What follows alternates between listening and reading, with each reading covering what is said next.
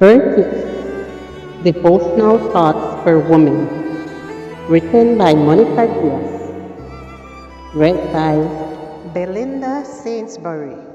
Good morning, dear friends. Today, June the 4th, our devotional is entitled, I Give You My Hand. The chains of slavery can only bind the hands. The mind makes us either free or enslaved. Franz Grillparzer.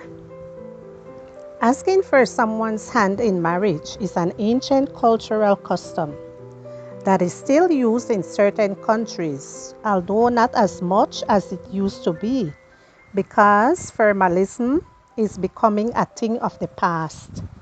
If you think about it, asking for someone's hand is quite a strange expression, unless you think that what a man wants from a woman is merely her hand and not the rest of her body. Have you ever wondered where it comes from and what its original meaning was?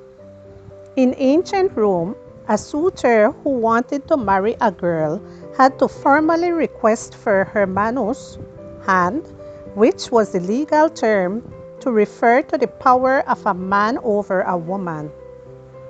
The power belonged to the father, but when his daughter got married, it was transferred to her husband on condition that the marriage was cum manu, with hand.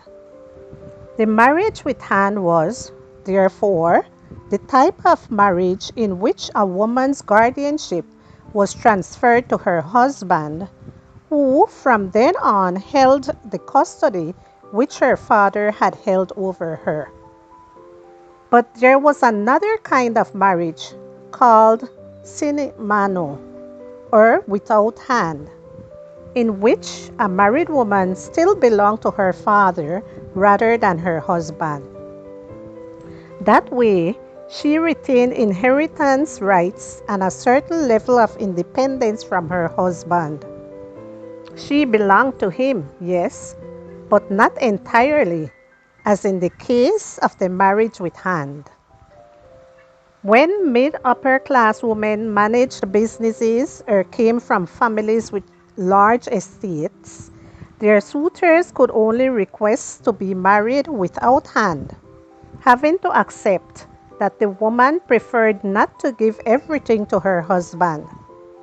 To ask for a woman's hand was in fact to ask for total custody of her and all her possessions. But even if the request was sine manu, without hand, the woman had to be in the hands of a man who exerted authority over her just the same.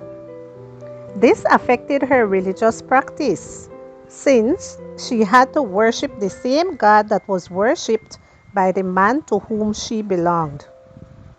Many years have gone by, and things have taken place due to which women now have freedoms.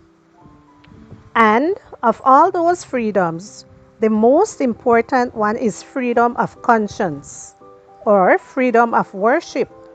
That is, the right to be able to choose on your own which God to worship, what beliefs to embrace, and what religious practices to have.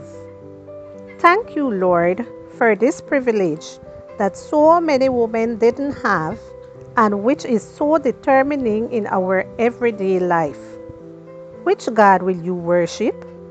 Yourself, your body, your career, money, a man, or the God of the Bible? To whom will you give your hand total custody over you?